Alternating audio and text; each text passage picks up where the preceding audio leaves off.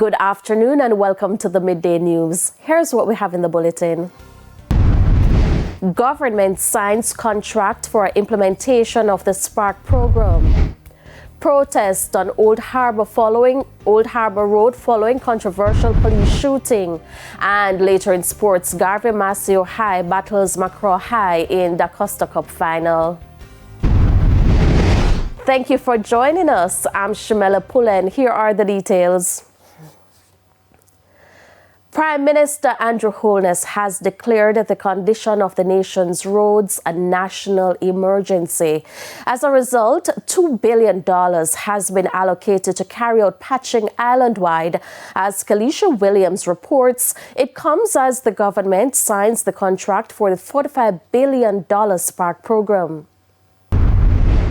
There have been mounting concerns over the past few weeks, especially with the rainy weather, about poor road conditions. Well, today, Prime Minister Andrew Holness and China Harbour Engineering Company signed the contract for the Spark program, the $45 billion Spark program. And according to Mr. Holness, the work will begin this month, starting in St. Andrew, before moving on to rural parishes. Now, the sparkjamaica.gov website was also launched a few minutes ago, where people can find all the information in regards to this specific project. They can find information in regards to when their roads in their communities will be scheduled for repairs. Now, just to note that this Spark program will include community roads. As for the main roads, Mr. Holness also announced today a $2 billion allocation to carry out patching right across the island, and he explained that that work will begin soon. Now, I know there may be concerns in regards to traffic disruptions, especially given that the Spark program will commence during the festive season. Now, I'll have all that and more in primetime news this evening at 7. Reporting from the office of the Prime Minister, I'm Kalisha Williams for TVJ News. There was a clash between police and residents this morning along a section of the Old Harbour Road in St. Catherine following the fatal shooting of a man last night. The residents say the deceased, 48-year-old Vernon Campbell, was not a troublemaker. They come right as so, then take my brother. See blood there, them shoot him right as so first. Then them carry him around the corner there so. If you go down the see where them throw the dirt on the blood and them shoot him, be a headshot them game. And we want justice for him. Also accused the police of tampering with evidence captured by a CCTV camera. They take the camera and them delete what them for delete off of it. Off of a barber shop. Them take out the camera and them delete. Then take everybody's phone last night from them and search it. No police can stop you. Once you're in the black road, no police can stop you from demonstrate. But you can go for the placard and stop right as and demonstrate. Just the black road. In the meantime, Commanding Officer for the St. Catherine North Division, Hopton Nicholson, says a thorough investigation will be done. Ensure that they speak to the members from the Independent Commission of Investigation, INDICOM, as also our internal investigators. And I also ask them not to block the road because we do not want that kind of police-citizen confrontation out here. So they have promised not to block the roads because if they do so, they'll be arrested, and we do not wish for that at this time. Prime Minister Andrew Holness says the government will be intensifying its crackdown on crime. This comes as a state of public emergency has been declared in St. Andrews South and Central Police Divisions. Mr. Holness was speaking in Olympic Way in St. Andrew recently. The state of public emergency in St. Andrews South and parts of St. Andrews Central Police Divisions comes in the wake of a surge in violent crimes in areas like Waltham Park, Maxfield Avenue, and Waterhouse. Prime Minister Andrew Holness has been taking note. You have a voters list in Olympic Gardens of over 30,000 people. How many of them you think are criminals? Answer me. Give me a number. How many you think of them are murderers involved in murder? I can tell you that it is not more than 20. The security forces, he further revealed, are exploring measures to deal with gangs that have captured communities. Now the time is to focus on those gangs, the core of the gangs. Target them. Because the truth is, more than 80% of our murders are gang related. If you get rid of the gang, your murder rate drops all the way down. Mr. Holness adds the police will be going after specific members of these gangs. Who we are interested in are the masterminds, the people who pull the trigger. Those are the ones that we want. A little youngster who get caught up, you can be reformed. We can make investment in you to divert you from the gang pathway. But those hardened ones, they must face the full consequence of the law. So, when I talk about these things, I don't talk about it from the textbook. Many of you know I've been here for a long time.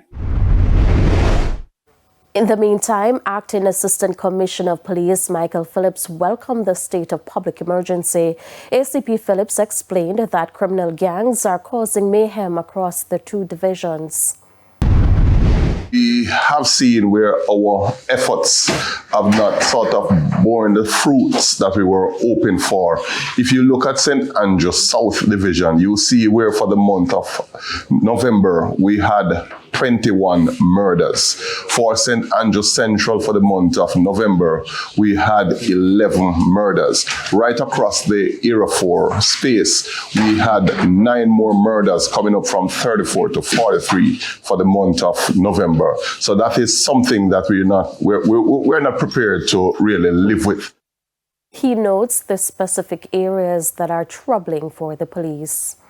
The entire St. Andrews South, if you can look, the Olympic Gardens area, the sections of Maxfield Avenue down in Whitfield Town, Payne Avenue, right across to 2 miles, those areas, Waterhouse, have been giving some problems for quite a while now. If you look for the St. Andrews Central area, you will see the 75 lane going all the way up to 83 lanes have posed some concerns for us. The St. Andrews Central Division, as you can recall, those 5 persons who were killed in just one incident in a very small community. More details have emerged about the fraud scheme which led to the arrest of a former Heart NSDA Trust employee and a former student. The two appeared in court on Tuesday. Former Heart NSDA Trust employee Simois Ellis of Gregory Park, Portmore, has been charged with larceny as a servant, possession of criminal property, and conspiracy. While a former participant in a Heart NSDA Trust program, Kevina Atkins, a resident of a Salt Spring St. James address, is facing charges of receiving stolen property, possession of criminal property, and conspiracy to defraud. The court heard on Tuesday that the two women allegedly committed fraud at the agency amounting to more than $4 million. The court further heard that it took place in the form of a scheme in the Youth Employment in Digital and Animation Industries project. It is further alleged that between December 2018 and April 2019, anomalies were seen in respect of stipends that were paid to names in the program. Ellis is alleged to be responsible for preparing the list of participants who'd been entitled to the stipends. The information was then sent to the agency and the details sent to the bank for payments to be disbursed. However, the bank raised a red flag after noticing that multiple funds were sent to one particular account. After making checks, officials at Heart NSDA Trust noticed that funds were sent to Atkins' account. MOCA has since conducted searches and says a number of evidential items were seized at homes of the accused. On Tuesday, Ellis was offered bail in the sum of $1 million with 1 to 3 sureties, while Atkins was given bail in the sum of $600,000 with 1 to 3 sureties. The two are to return to court on February 12, 2025 for case management. Carrie Simpson, TVJ News. It's time for a break. Stay with us. More stories when we return. Welcome back to the Midday News. Jamaica Medical Doctors Association has given the Ministries of Finance and Health an ultimatum to complete discussions on overtime remunerations. President of the association says a recent meeting did not see much progress. She says if the authorities fail to act, there could be disruption in the health sector in the coming days. We have said to them, all right, we will hear your proposals, but you cannot treat all doctors the same because all doctors do not work the same. You cannot give a doctor who works and covers 3 hospitals the same as a doctor that covers only 1. So we said to them, all right, in the spirit of negotiation in good faith, I want you, the ministry, to present to us what your costing analysis is and compare and contrast it to what it is that we already have a contract with, contracting agreement with. The ministry delayed.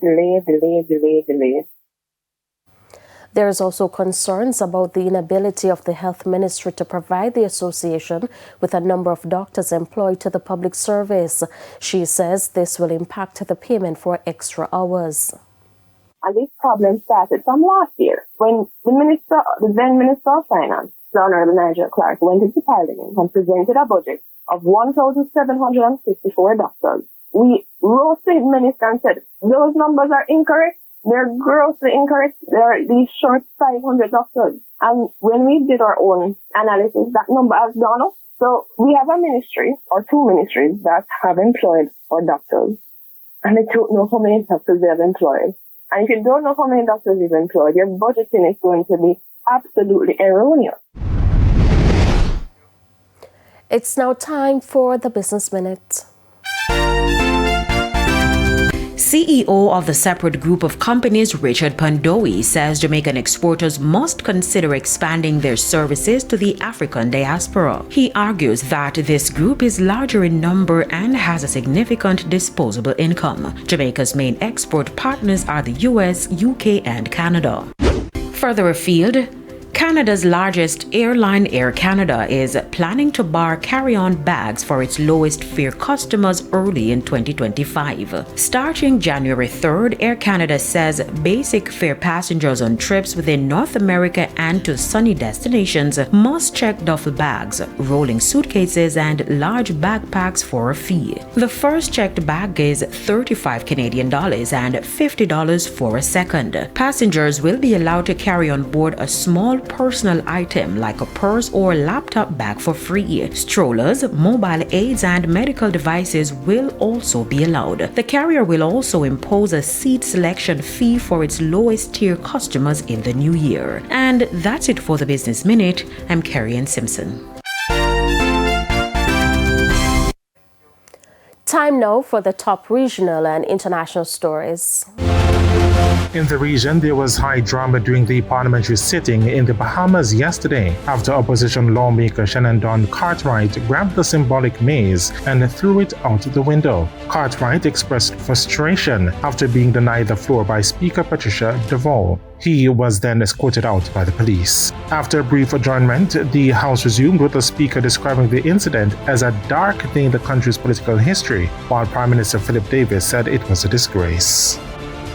On the international scene, French Prime Minister Michel Barnier resigned after just 3 months in office, following a no-confidence motion passed by 331 lawmakers. Barnier's attempt to push through a budget that included unpopular tax hikes and spending cuts led to his downfall. His government, formed after a snap election in the summer, struggled with political instability due to the fragmented parliament. Barnier's departure marks the first French government to be toppled by a no-confidence vote since 1962. And that's it for the top regional and international stories. I'm O'Shane Masters.